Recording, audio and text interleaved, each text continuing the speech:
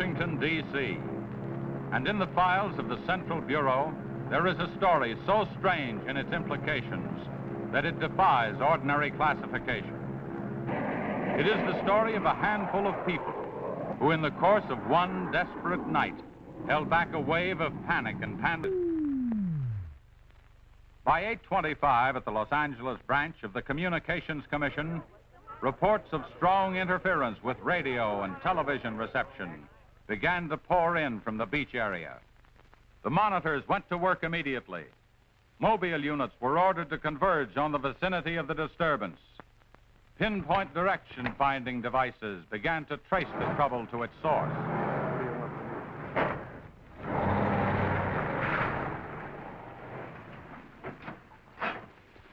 This is Mobile 1, Hazen speaking. We're at Ocean and Beacon Way, interference strength 2, bearing 27 degrees. Over. Mobile 1 from center. Roger. Over. Mobile Center from Mobile 7. Over. Go ahead, Mobile 7. This is Mobile 7.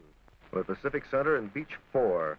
Interference strength 3, bearing 39 degrees. Over. This is Mobile Center. Roger. Stand by. Mobile 1 and Mobile 7. From Mobile Center, point of interception estimated 3 miles north of surf. Repeat, 3 miles north of surf. Acknowledge. This is Mobile 7. Roger. Mobile 1, Roger.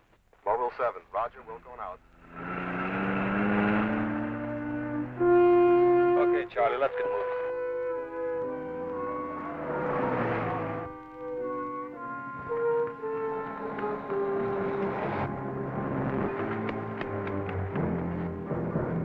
Yes, what is it? Take me to a phone quick. I need an ambulance. What's the matter? My husband and Pete out there in the picnic grounds just above the beach. They've been hurt. Well, this is the communications car. I'll phone it in from here. I'm Mobile 1 to Central, over. Did you make that out, Charlie? Not a word. I'm Mobile 1 to Central. I can't reach you. Repeat. They must be getting us all right. I'm Mobile 1 to Central. Have an ambulance sent to beach at surf. Emergency. 2 men hurt. Acknowledge. Roger and out. I'm sure they'll be here soon now. Tell us what happened. Oh, this man, he just kept coming at us. It was awful. Who? I don't know. He was wearing a suit like a diver. Hurry, please. They're hurt. Charlie, you better wait here. I'll go down and take a look.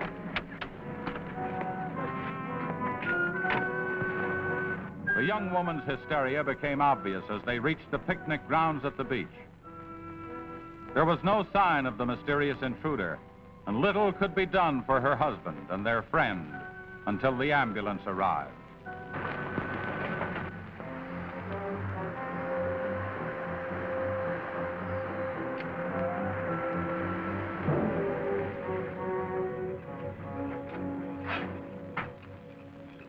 Hi, fellas. How are you doing? Oh, we're just taking another reading now. What happened down there? The police took the girl and one of the guys to the station. What about the other one? Well, he's on the way to the morgue. That was her husband.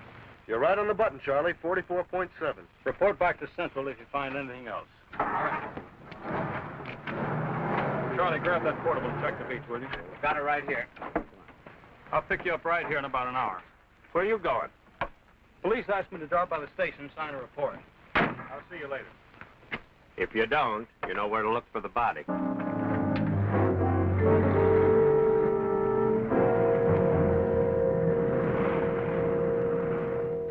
Like I said, we were just starting to eat when we heard something tracking through the sand toward us. I looked up and couldn't see anything. Then Betty screamed. At what? I thought you couldn't see anything. At first we couldn't. Then this guy started toward us. What kind of a guy? How should I know? He was wearing some kind of a helmet over his head. He could have been a deep-sea diver or anything. All right. After you saw this diver, what happened? Well, we jumped up. Ed, that was Betty's husband, yelled at him to stop, but he just kept coming. I never saw anything like it. He didn't say anything. He just kept moving in. Then you say he attacked you. Well, we didn't give him a chance. Ed grabbed a piece of wood and took a swing at him.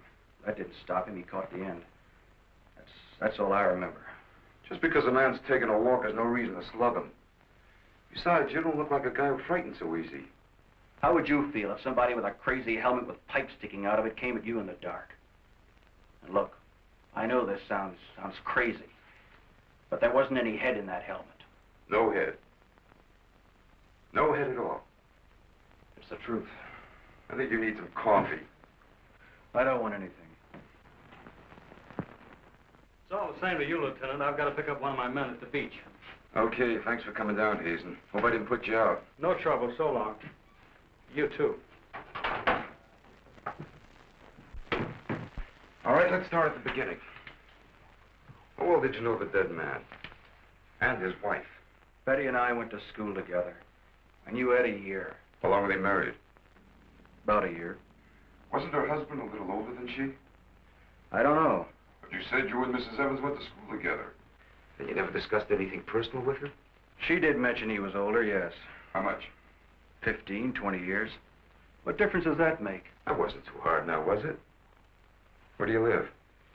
629 and a half East Palm Court. Why? That's where the Evans live, isn't it? Yeah, I board with them. You do, huh? Now, Mrs. Evans is a good-looking woman. What are you trying to say?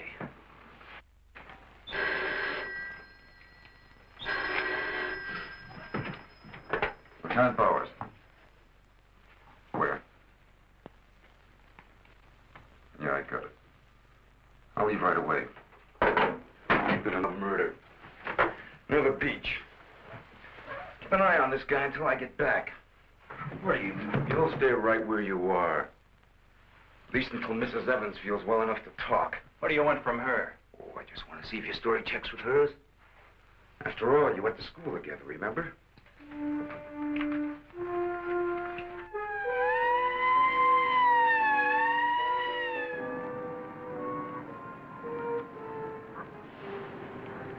You say there were no witnesses, huh? None yet. Anything missing? I don't think so. The cash register wasn't touched. Get a breakdown of the inventory as soon as you can. What about fingerprints? The boys are working on them now.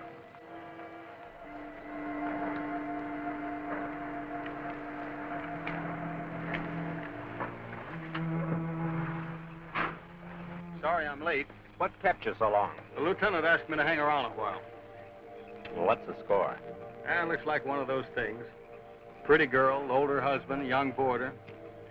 Kid claims some guy without a head knocked the old man off. You don't say. Anything else? Yeah, he had a diver's outfit with horns. No. He's going to have to do better than that. How are we doing? I took a reading about 10 minutes ago. The radiation is going out with the tide. What about the radio phone? It's working fine again. I just got a call from Central. They said Mobile 7 picked up some new trouble northeast of here. Here we go again. Hop in. So long.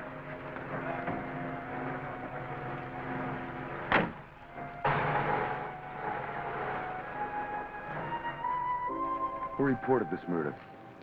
There he is there. He lives next door. His name's George Nelson. Hey, Mr. Nelson. Yes, sir. Come here, will you? I'm Lieutenant Bowers, homicide. You found this body? That's right. He must have just locked up for the night when this happened. How do you know that? Well, he usually does around this time. What were you doing here? I was sitting home watching the fights on TV, and all of a sudden the thing started acting up. What has that got to do with it? Well, you don't know the set. You know, it wouldn't work at all when I came home to supper. Then all of a sudden it cleared up fine. So I thought, well, I'll get set to look at the fights again, and all of a sudden out it goes again.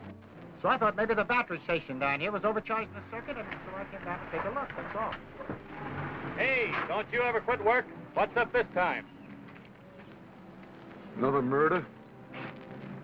What are you doing here, Hazen? Same as before. Still trying to track down that signal interference. Hey, does that stuff work on TV, too? Well, it has been for hours. What'd I tell you? What's the matter? Seems to set one on the blink. Well, at least we know we're on the right track. How'd you make out with that boarder? You're still sticking to a story. The guy had no head. Well, I'll be seeing you. So long. Right. Watch out. Hey.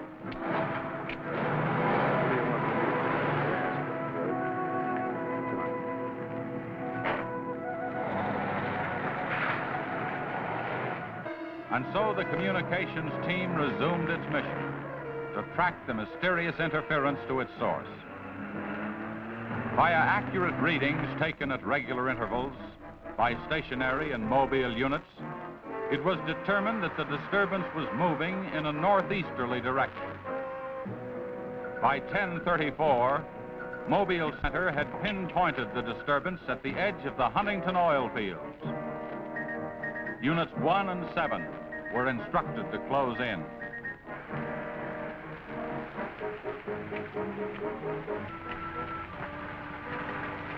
Hey, Charlie, do you see what I see?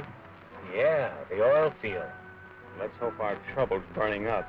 Well, there's only one way to find out.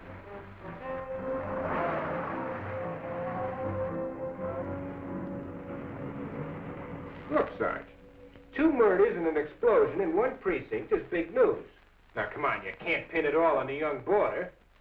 Or can you? Very funny.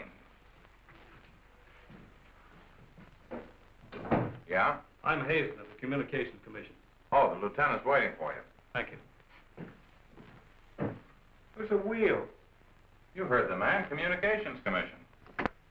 Tell me, does this kind of interference happen very often? Never anything like this. It's on the move all the time. I mean, some ham with a transmitter in the car. It's not a transmitter. We don't get a definite disturbance, just interference.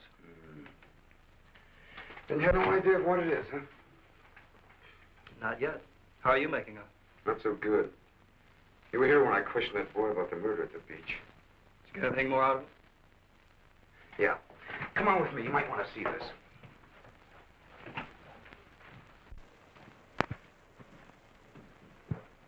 Ah, I see you're just about done. Thanks, you can go now.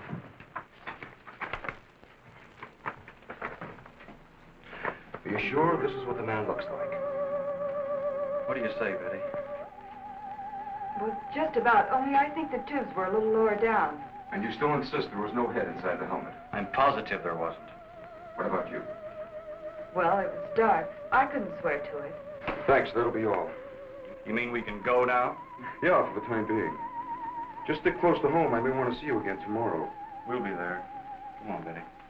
Kind of changed your mind about those two, haven't you? Yeah, I guess I have. Hey, look, bring in the old man, will you? Don't tell me you believe this story about this whatever it is. I know, it sounds as phony as it ever did. But, oh, sit down, will you, please? You're the, watchman at the Huntington oil fields? Oh, yes, sir. I've been with the company for over 22 years, sir. Yeah. Will you tell Mr. Hazen here exactly what happened? Well, sir, like I said before, I was just closing the gate for the night when I saw this fella coming up. I was never so scared in my life. Yes, go on. Well, it wasn't the man so much as the suit he was wearing. Well, he wouldn't stop when I hollered at him. He just pushed his way right in there through the gate and walked right up to the tank. Now, you carry a gun? Did you try to stop him? Oh, well, he was much too close to the tank. I was afraid to shoot. So I thought I might call for help. And just as I got to the shack, the tank blew up. Oh, you should see the sight. Yeah, sir, can you give us a description of this man? How would you say he was dressed? Well, sir, like I said before, he wore a sort of pliers, not outfit, with a helmet attached to it. How tall was he? Oh, he was a giant of a man. And he had tubes sticking out of that thing, that helmet he wore. Can you tell us what his face looked like? Huh. Well, sir, though he got pretty close to me, I could swear the man had no face. Now, if you saw this man again, would you recognize him? I mean by his outfit. Oh, I'll never forget that sight if I live to be 100, sir. Would you say this is the man? Wait, sure, that's him. Thank you very much. You may go now. All right, sir. Thank you. Well, Hazen, what do you say now? Beats me. The descriptions check all right. This could be some kind of flying suit. High altitude equipment. Yeah, that's what I've been thinking. Well, how do you explain that stuff about the missing head? No, we can discount that. These people were frightened. It was night. Nobody really took a close look at it. I guess you're right. But whoever he is, that outfit doesn't look like one of ours. Of course, he could have been dropped by parachute. You mean sabotage? I think we better wire a report to Washington, see what they say. You can use our teletype. I'll tip off the LA police to be on the lookout for something unusual. Hey, wait a minute. What about the press? Oh, I don't think they know too much now. We better keep it that way for a while at least, till we find out whether our friend is still around here. Well, if he is, I think we can find him for you. My hunch is that he's carrying something around that's causing all this disturbance, whether he knows it or not.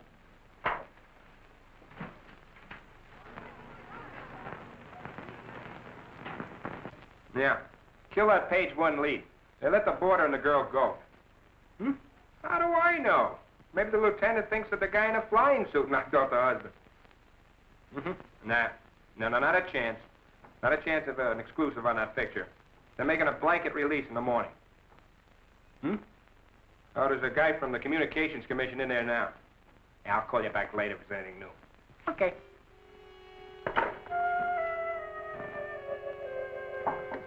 Come in.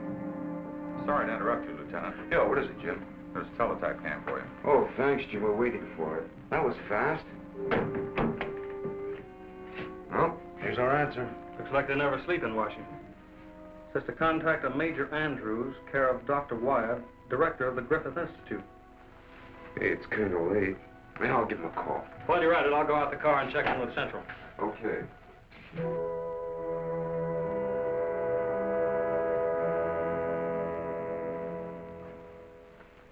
Well, that's the story up till now. We got in touch with Washington. They told us to contact you here. Very interesting. What do you think, Doctor? When I see something like this, I understand why you gentlemen might have thought sabotage was involved. Lieutenant, are you sure there were no traces of this saboteur, this X-man, found after the explosion in the oil field? Fire department went over every inch of the area. Didn't come up with a thing. Well, then there's a strong possibility that he might have perished in the explosion itself. I doubt that. We're pretty well convinced this man is carrying something that's responsible for all the signal interference. According to the last report I got, there was a definite disturbance about 3 miles east of the oil fields, sometime after the explosion. Well, then if he's alive, you should be able to keep an accurate check of his whereabouts. Not that easy. As a matter of fact, we lost contact about 3/4 of an hour ago. Maybe you realized you were trailing him and got rid of whatever he had that was causing the disturbance. In that case, there's nothing much my department can do to help you. I guess it's up to us. Unless you have some suggestions. Well, let me think out loud for a minute. It might just be that what we've been talking about so far, and this phantom, as we'll call him, ties in with what the doctor and I have been discussing. That is very possible. I don't know whether you know it or not, but somewhere around 7:30 this evening, our radar networks picked up an unidentified object off Point Barrow, Alaska. They traced it clear down to Santa Monica before they lost it. Santa Monica? That's where we first picked up our radio interference. Yeah, right at the scene of the murder. Well, then, if all these things tally up, we've got some idea of how our man got here. You mean that he came in some plane? In that case, somebody would have seen it land and take off again. Or did it crash? No. No, we don't think it was a plane. No rocket or jet that has been built so far can attain the speeds of 5,000 miles an hour, particularly for such a great distance. And maybe we're on the wrong track altogether. Couldn't your unidentified object have been a meteor? They travel at a terrific speed. Yes, fast enough for most of them to burn themselves out the moment they hit the Earth's atmosphere. And did it occur to you that meteors are not very likely to travel horizontally, all the way from the North Pole to California? Well, if it wasn't a meteor, or a flying missile of some type, how do you figure this phantom ties in? We're not sure that he does. I don't care what you say, but it doesn't make sense to me. Anybody trained in sabotage would stay undercover. This guy's walking around in a monkey suit, killing people. Excuse me, Dr. Wyatt. Is there a Lieutenant Bowers in here? Oh, yes. What is it, miss? There's a Mr. Wakeman from the Chronicle here to see you. Wakeman here? And what does he want? Well, there's only one way to find out. Before you go, Lieutenant, I don't believe you have met my assistant, Barbara Randall. Well, hello. Hello. It's Mrs. Randall, Lieutenant. I'll be right back.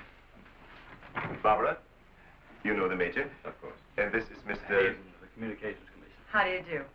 Well, I see you are working a little later tonight than usual. Yes, my husband's teaching a late class, and he won't be able to pick me up for a while. Besides, I had some work to do in the lab.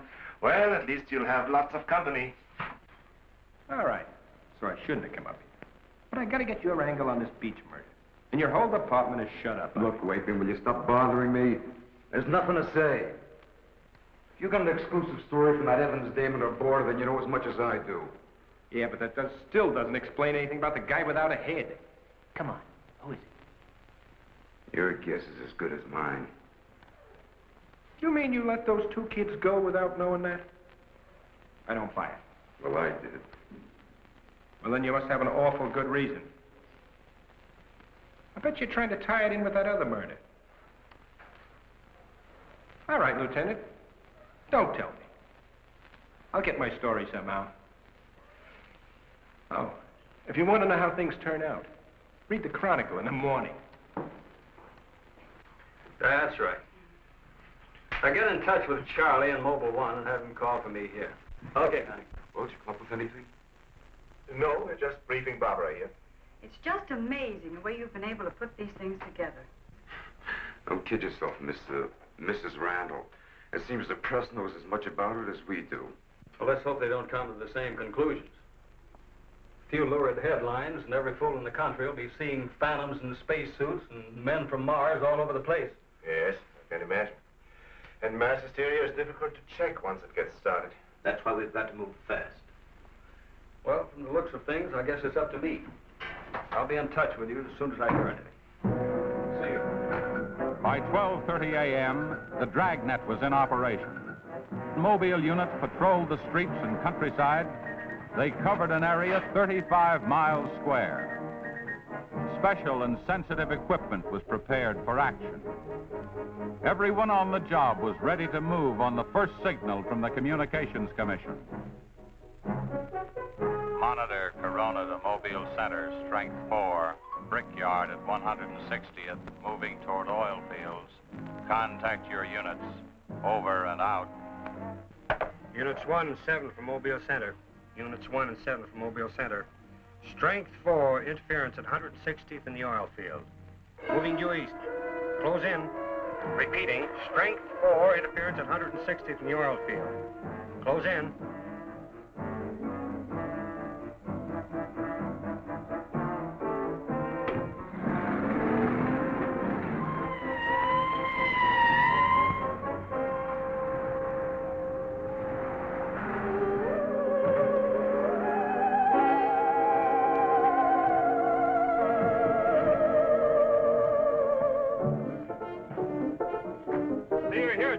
Just got here, trying to set this up.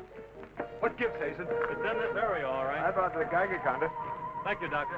Quite a walk over those oil fields. Well, it doesn't register as far as the oil field. I think we'll do better if we split up, man. Right, Lieutenant. You two go that way. Lieutenant, out here. Vince? Joe, you follow him. Come on, Doctor. And you? Oh, forget it.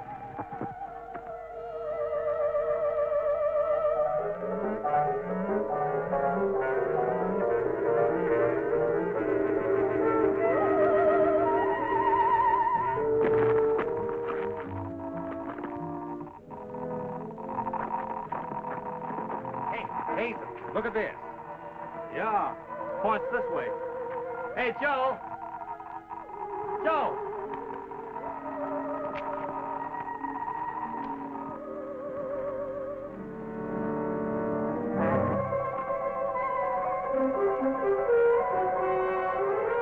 Hazen! Hey, Hazen! 603! Going strong. That's it, Doctor.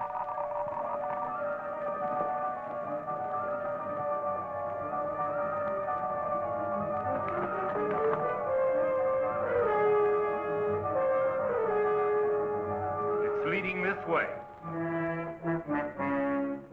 Come on.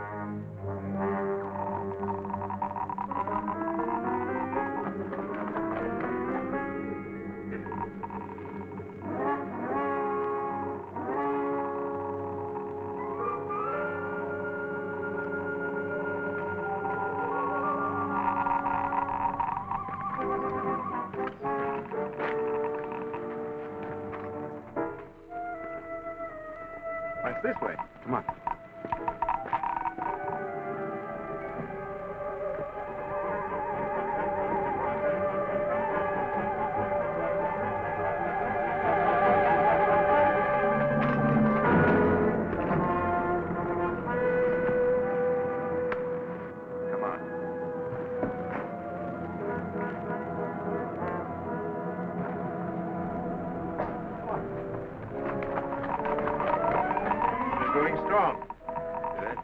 That's right. Checks with me. Sure does. He's here. We saw him. There he goes. Come on! Fred. Gotta be around here somewhere. Yeah, we gotta get on the roof. Vince, go get a ladder. Look out! Let's cut him off! Come on. Around here.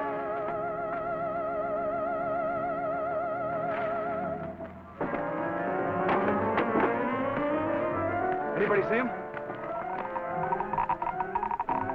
There he is.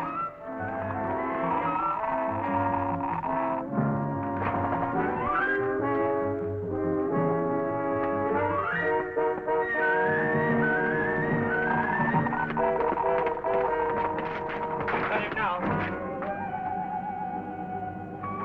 We'll give you 10 seconds to come out of there, starting now. 1, 2, 3, 4, 5, 6, 7, 8, 9, 10. We're going in. Help you guys cover the door. Come on.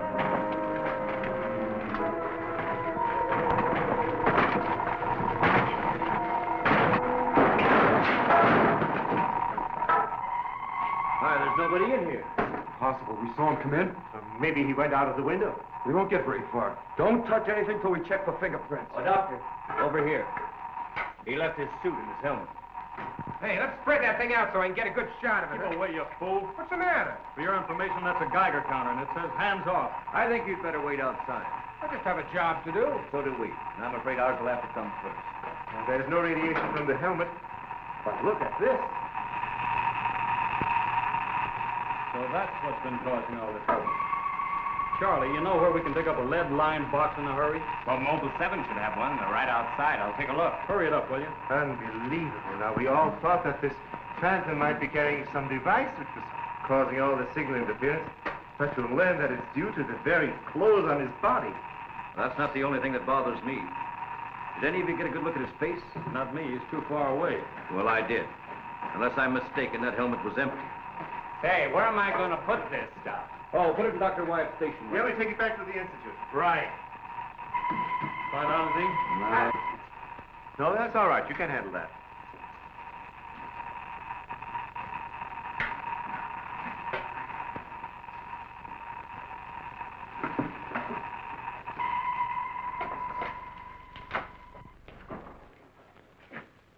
Any luck? Not a sign of him. Boys are still searching the grounds. For what? Nobody knows what he looks like without that outfit. Don't bet on that, Major. Reporter got a flash picture of him, and I just happened to borrow that film. It's on its way to headquarters right now to be developed. Good. Send us a print as soon as you can. Sure. Lieutenant, are you sure you don't want to come with us? We want to make a few tests at the lab. I'd like to, Doctor. But you know the situation. I gotta get that guy. Let me know how you make out, will you? Yeah, we'll do that, sure.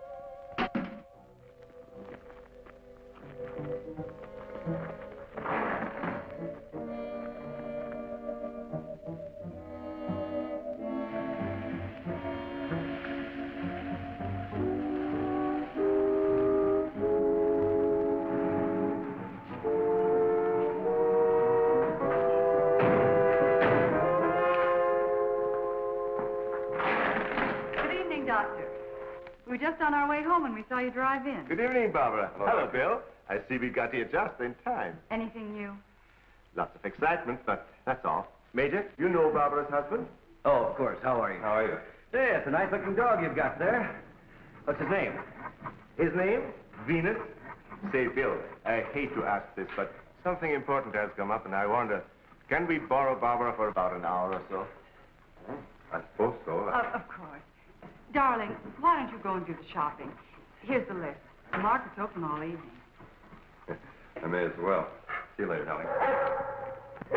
I'll take the dog and tie her up. Thank you, Bill. Good night. Good night. I'll give you a hand with it. Oh, thanks, Doc. Easy now. Look out for your fingers. All right. Look out now. Don't drop it. Venus, come back here! Venus, come back here!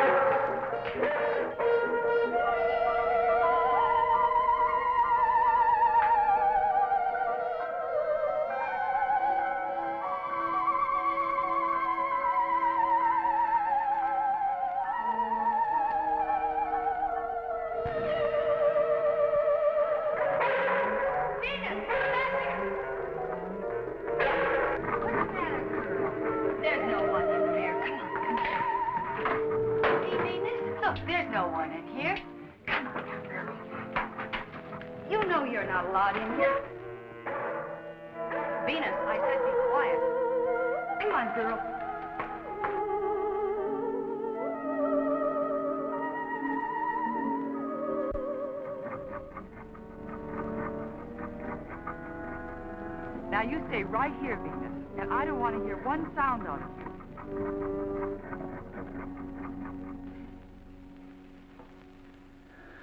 You were right, Doctor. There are no fingerprints anywhere. What's all this? Hey, don't touch anything. You better put some gloves on. Our friend, Mr. X, left this suit at the oil refinery. You mean you were that close to him and you didn't catch him? I'm afraid so. That's up to the police now. Hand me those shears. I want to cut up this material to work with it.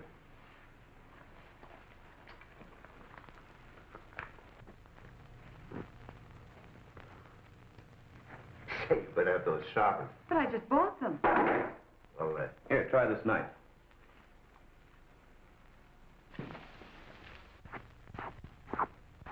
that still won't cut. Let me try.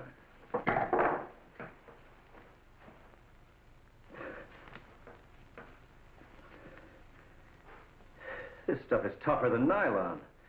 Why don't I try it over a Bunsen burner?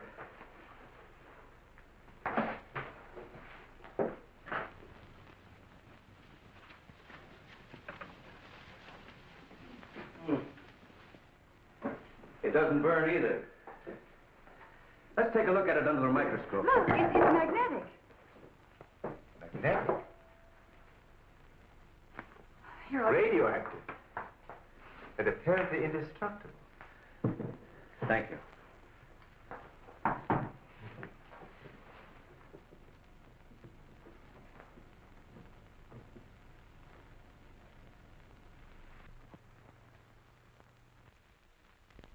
What's the matter?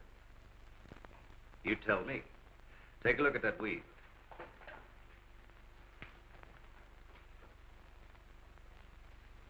What weave?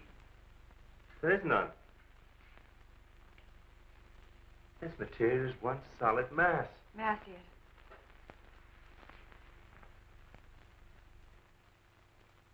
Why, you're right. It must be some sort of plastic. No. I'd say it's a metallic substance of some kind. Well, I've seen a lot of interesting alloys, but never anything like this. Let's try an acid test. All right. Go ahead. Careful now. We'll only take a drop or two. It repels acids like a raincoat repels water. Why, there's no reaction. Well, Major, this looks as though we were going to be here for a long time.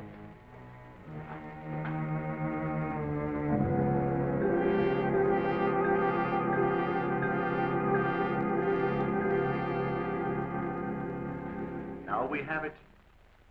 The helmet is not radioactive. The suit is. There is no doubt. This spacesuit is conditioned to function above 63,000 feet.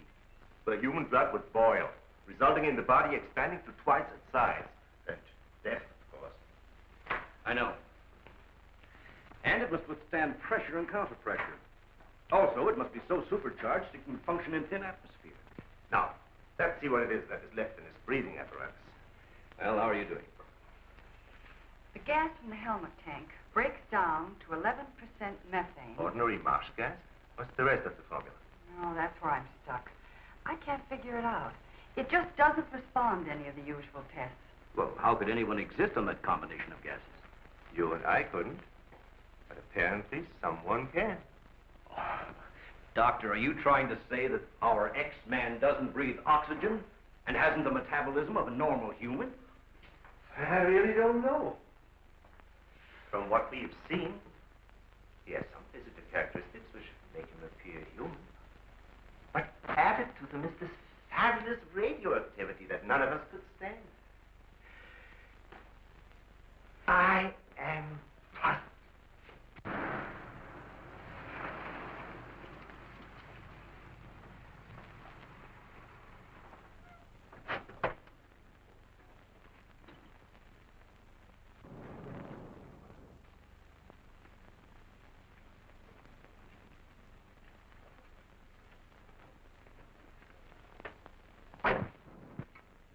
I think the answer lies right here in this helmet. Obviously, he needs it to survive. Otherwise, he wouldn't have risked wearing it where he was sure to be recognized. As it is, he only took it off when he was cornered. Well, if what you say is true, how can he exist without it now? Let me put it this way. It's like a patient in an iron lung. Sometimes one can be removed for hours at a time without any ill effects. Exactly. And I think the same principle applies here. And that means sooner or later, he has to get his breathing apparatus back or die. I don't understand. Well, I've got an idea. If we were to return this whole outfit to where he left it, he might be tempted to come back for it. Dr. Wyatt speaking? Yes, he's here. No, thank you. Hello, Major. Still at it, huh? Mm-hmm. No, we haven't got a thing, no. The picture? Yeah, hold on. He says the picture the reporter took of our man didn't come out. I was afraid of something like that. The radioactivity must have burned the emulsion. Hello. No. No, we didn't find any fingerprints at all in his clothes. Did you find any? Oh, too bad. Hello? Will you wait there, please? We don't know what to make of this either. Have you heard from the communication boys yet? Well, let's hope they turn up with something. Major, excuse me. Hold on a second. Yes? It's Mr. Wakeman of the Chronicle. He insists upon seeing you. He does? Where is he? I told him to wait in the lobby. Good. Hello? And it's our friend from the press is here.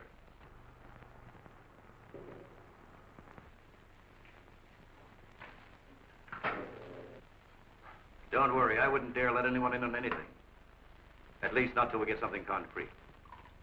Right. All right, I'll see you later. Well, I guess I'd better see this newspaper man. Want to come along, Doctor? I think I will.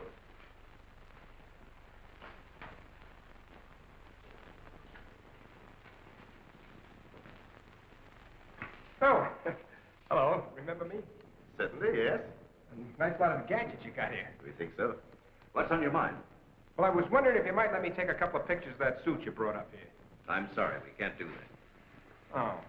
Well, now, look, I got a wonderful picture of the guy running in the shack, and the lieutenant stuck his nose in my business, and what do I get? A blank.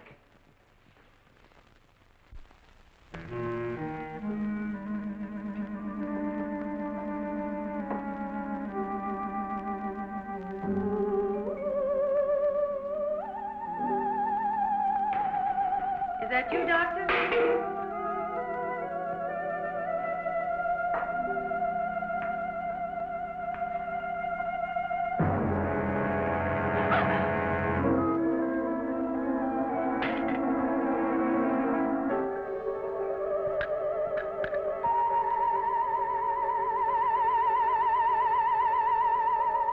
Well, you must have some lead on this guy, otherwise you wouldn't have brought that suit up here. Well, let's just say we were curious.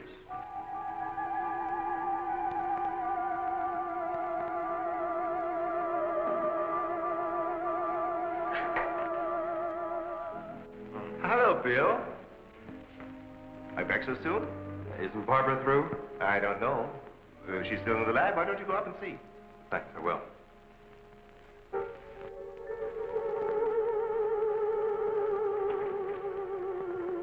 Barbara? Barbara, are you in there? Bill, listen to me. I'm not alone. Someone is in here with me. I can't see him. He locked the door and has the key. I'll break the door down. No, Bill, don't, please. You better get help. You mean I'd come all the way up here for nothing? I'm afraid so. Good night. Yes. Good night, Mr. Wakeman. Good night.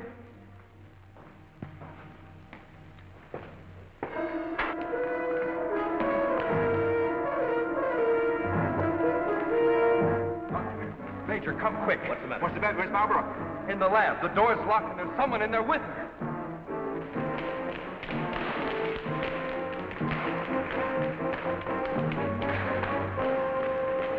I thought you said the door was locked. It was. She's gone. Oh, cover the main entrance. That's the only way anybody could leave. I will. Well, in that case, we would have seen her on our way up. Well, then she must still be in the building. We'd better split up. I'll take the roof. Barbara! Barbara! Barbara! Barbara! Barbara! Barbara! Where are you? Barbara!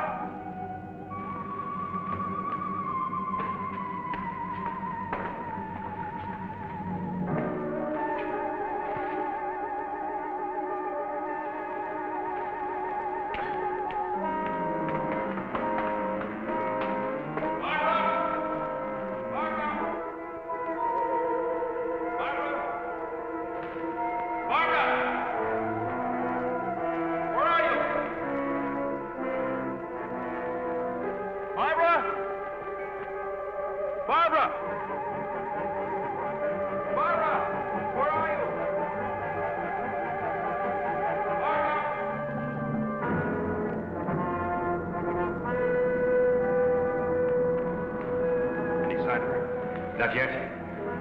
She must be around here someplace. Now, you stay here. Watch the main entrance. And I'll check the basement. All right.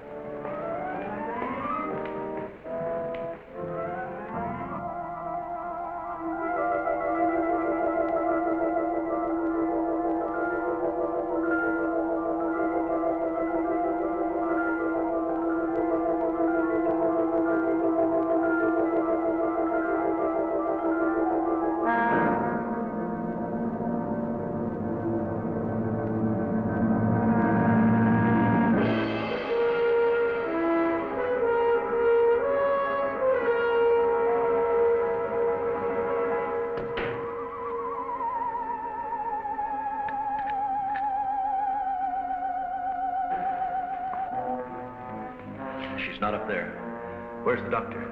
He went down to the basement. Here he comes. You didn't find her? No. I'd better call the police. But there's no telling what could happen to her in the meantime. No, take it easy. We're doing the best we can.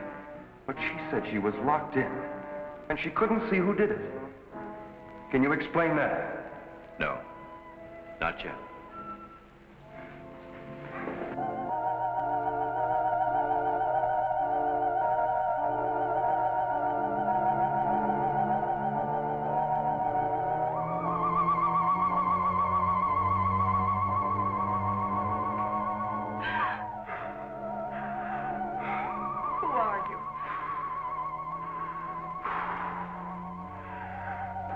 Don't come near me. I'm warning you, don't come near me.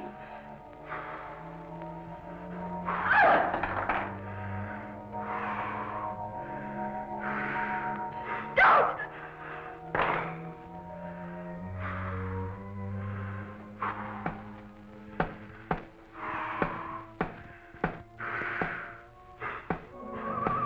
The code. I don't understand. You're trying to tell me you need it to breathe, and there isn't much left in the tank. 1, 1, 2, 1, 1, 2, 3.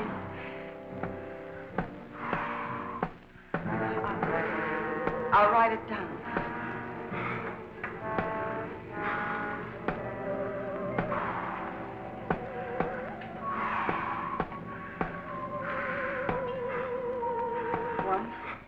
One, 2, 1, 1, 2, 3.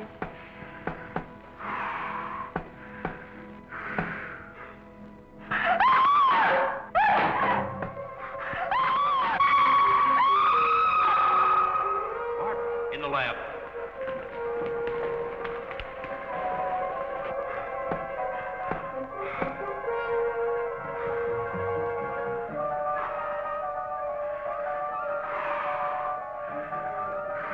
No, please, don't. She's in there. Barbara! I can see his hand from the ultraviolet lens. I'm sure it's Darling, are you all right? I think so. I'm looking for him. I just saw him, so he must be in here.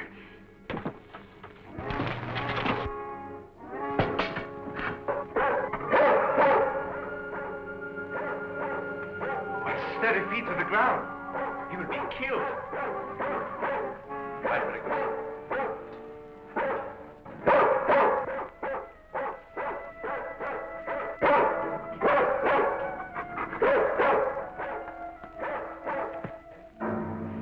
It was frightening.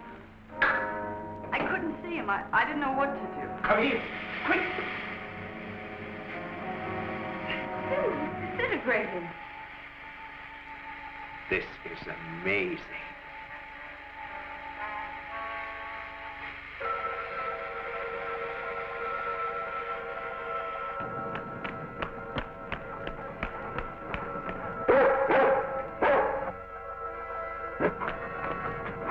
Now, quiet down, Venus, quiet down.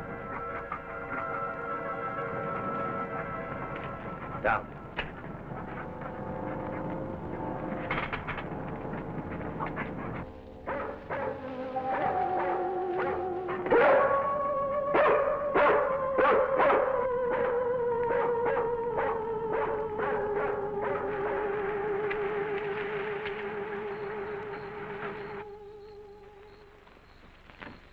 Mobile Center from Mobile 1, come in, please. This is Mobile Center. Go ahead. Get hold of Major Andrews or Dr. Wyatt at the Institute. I want to talk to either one of them. I will do. Stand by, Mobile 1. Dr. Wyatt speaking. Oh, yes, Mr. Hazen. Yes, we're still at it. Lots and lots of excitement, but nothing definite yet. Have you anything to say? The trouble seems to be just about gone. We get a flash in the direction of the observatory once in a while, but I figure that's because of the outfit you're testing. Yes.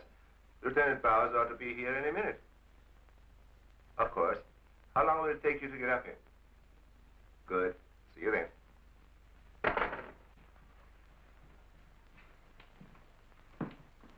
Thank you, gentlemen. Put it down here, please.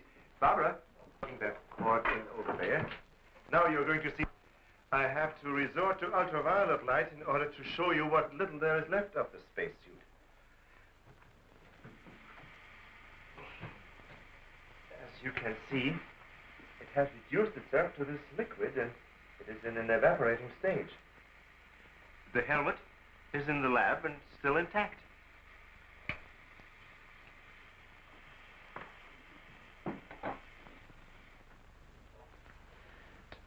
This is amazing.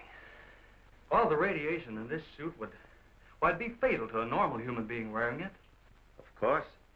And furthermore, our respiratory system could never simulate gases such as we have found in that breathing device. Well, then we have to assume our so-called X-Man carried his own atmosphere with him. Excuse me. But as a matter of curiosity, why do we refer to this thing as a him? I thought it was invisible. Under normal conditions, yes. Yet, Mrs. Randall did see the imprint of a large foot and a masculine hand under ultraviolet light. How do you explain that? I don't know, but the human body is composed of various elements with a carbon base, like coal. Yes. Now, suppose we maintain the same chemical composition in the body of the X-Man, but substitute silica for carbon. Silica, that's glass. Exactly. Now, it is possible that the body with such a base, if it were subjected to an atmosphere foreign to its origin, might appear invisible to our eyes. Are you trying to say, Doctor, that we're not dealing with a human being? I didn't say that. On the contrary, all the evidence points in the opposite direction. Toward a superhuman with an intelligence far superior to our own. How can you tell?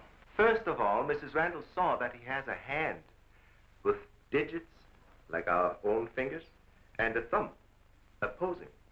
That alone is a sign of intelligence. And he comes from a civilization that has developed adequate space transportation to enable him to travel to Earth. We have nothing yet that can reach even another planet in our own solar system. That could account for the unidentified objects picked up by radar a few hours ago. My theory is that the spaceship, or whatever it was that he came in, operated on the principle of magnetic rather than atomic propulsion, and that somewhere in the outer limits met with a condition where the Earth's gravity pulled it down and it fell into the ocean, and that he managed to save his life and reach shore. You really can pick up any type of communications interference, no matter how weak the signal may be. Sure thing. We were on his trail from the minute he left the beach. I never knew you carried such sensitive instruments in your car.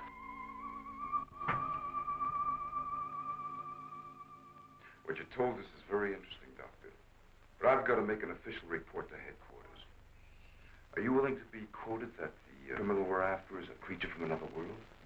All I can say is, we know that our Earth is not the only planet capable of sustaining life in one form or another.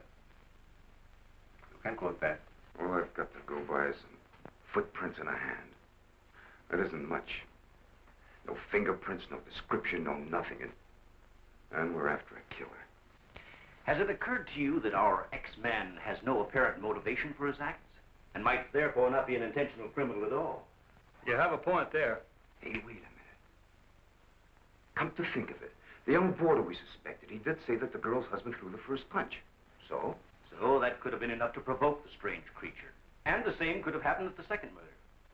Sure. What about the fire in the oil fields? Evidently, our man sensed the presence of some gases, which he thought might be utilized in his breathing apparatus. Yeah, that could account for his presence at the oil refineries, where something went wrong, causing the explosion. Too bad he got wise to us and took off his uniform, or we'd have been able to catch up with him by now.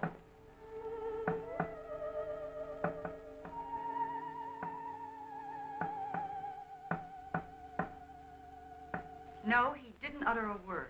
But I'm convinced he was trying to convey a message to me. He kept tapping out a code. I wrote it down. Let me see that, please. Doesn't make sense. Well, it may be based on some mathematical system we know nothing about. But he was trying to tell us something. Why did he run away?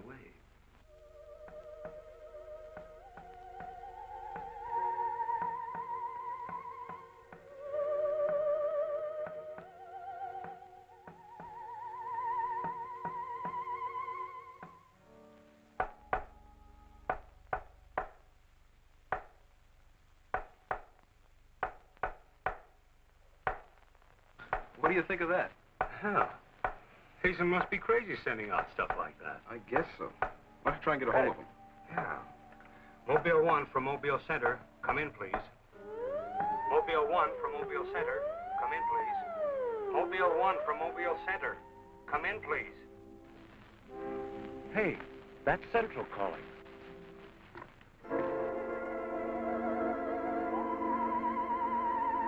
You better stay here by the car. I'll go tell Hazen. Yes, Colonel Powell. Of course, I'll mail you a complete report first thing in the morning. Yes, sir, thank you.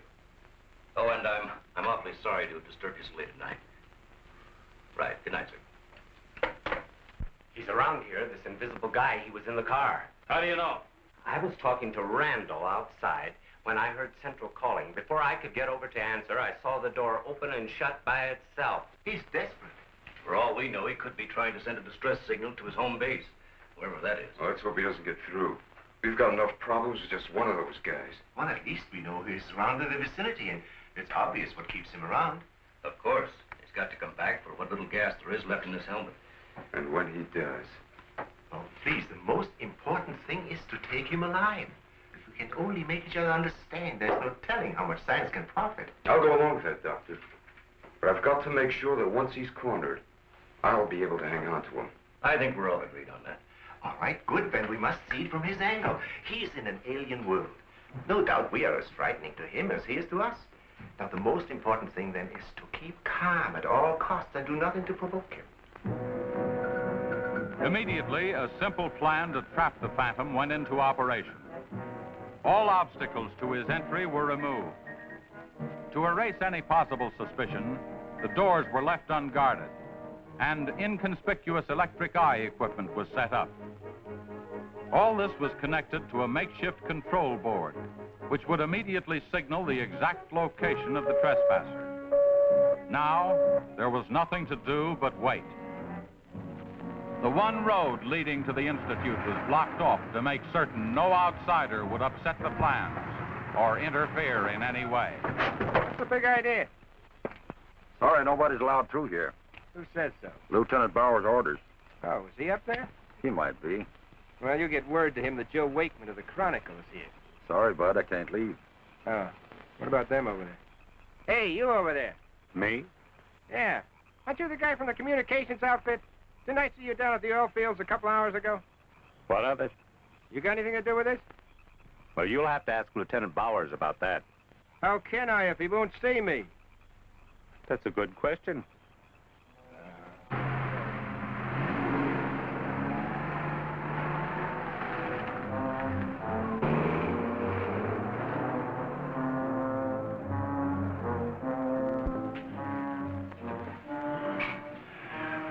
Well, it's 3:45.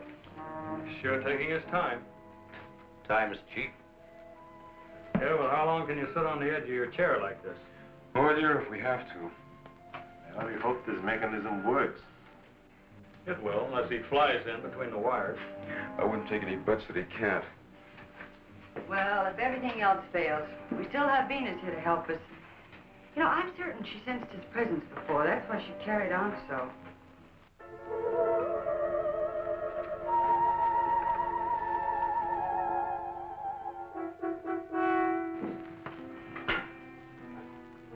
What's the matter, Lieutenant? Is this thing getting you?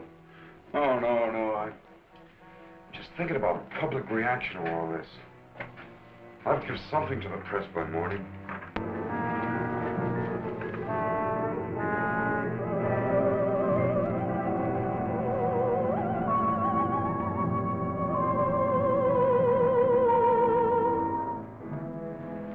You know, ever since I was a kid, I wanted to be a pilot.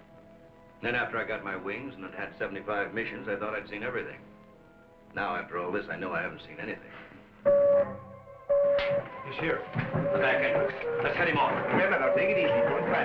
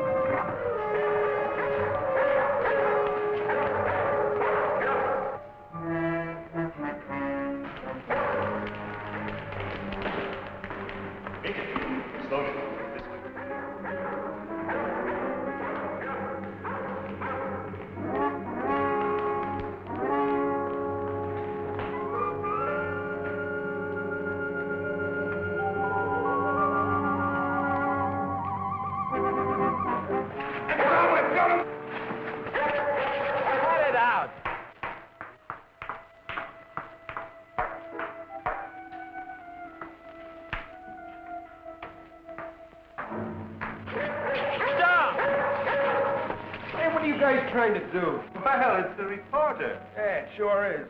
What's going on around here? You guys crazy?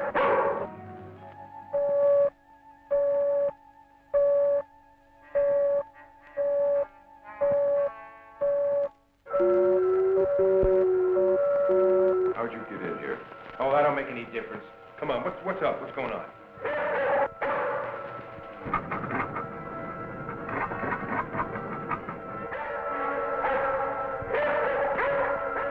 All right, Lieutenant, you better tell him. I'll reset the wires.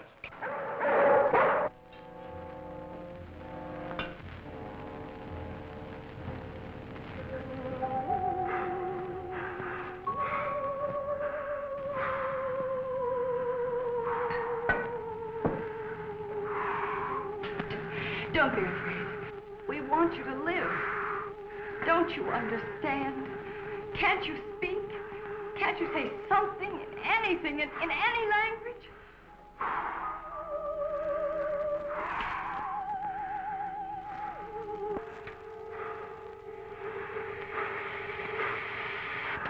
Listen, everybody. He's in the lab with me now. He's in the lab with me now. Venus, be quiet. The door is unlocked. Hurry, he's having trouble breathing. I don't think he can last much longer. And please, don't let Venus get at him. And walk in quietly. Quiet, Venus.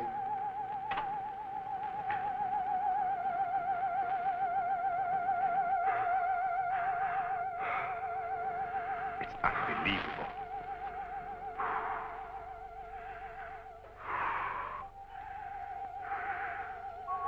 You see, there's nothing to be afraid of. Nobody wants to hurt you. I've tried to reason with him. I feel he understands, but he can't speak. Wait a minute, I'll try his code. I think I remember it right.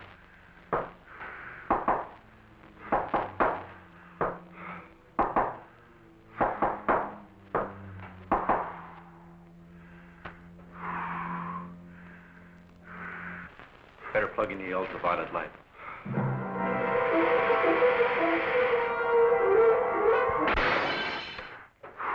Oh, you scared him.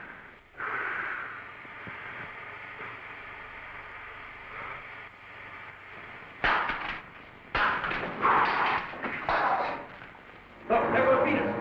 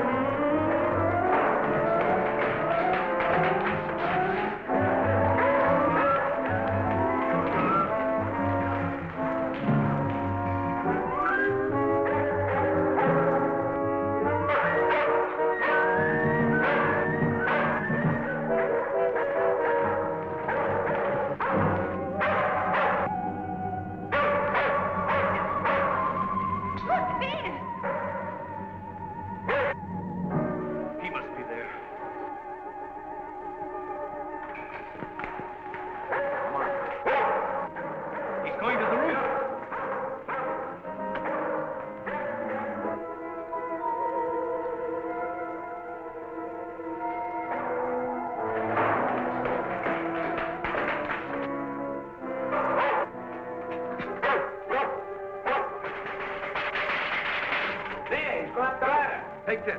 I'm going after him.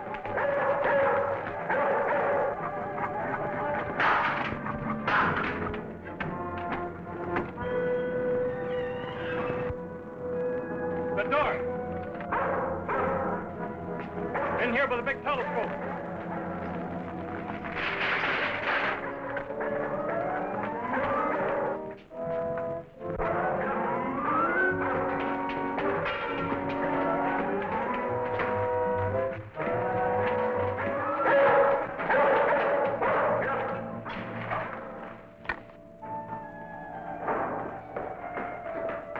Close the dome. The switch is over there.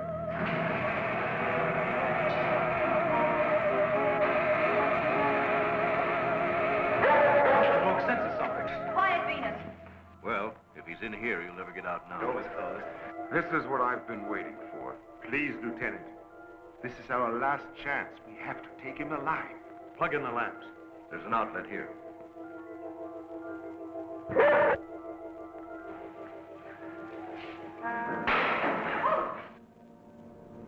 He must be up there.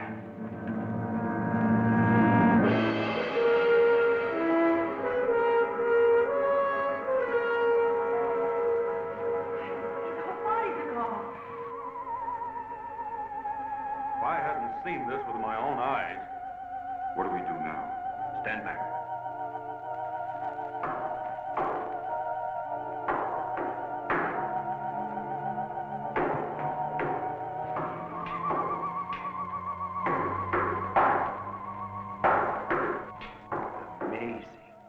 This code again. Look. He's trying to speak, but no sound is coming out of his mouth. Look at Venus. She acts as though she hears him. Yes. Dog can hear sounds that we can. His voice must be beyond the range of the human ear. Maybe he's screaming. He's suffocating. The glow, it's almost gone.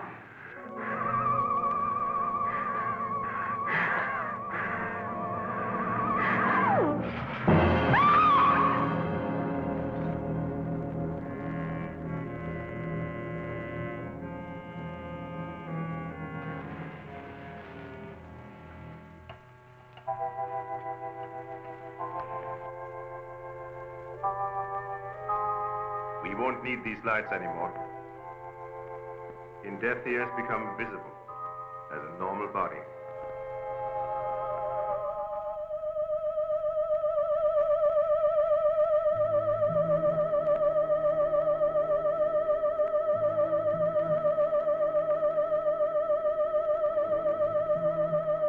Look.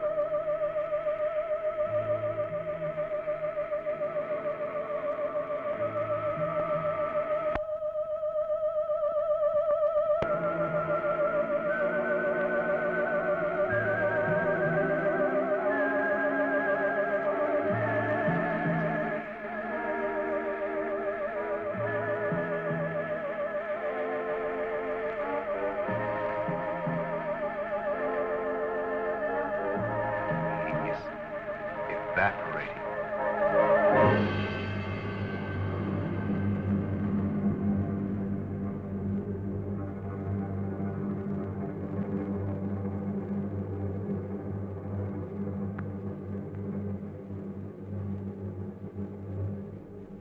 So he came here, wherever from, and right before our eyes, his body went through the final phases of life.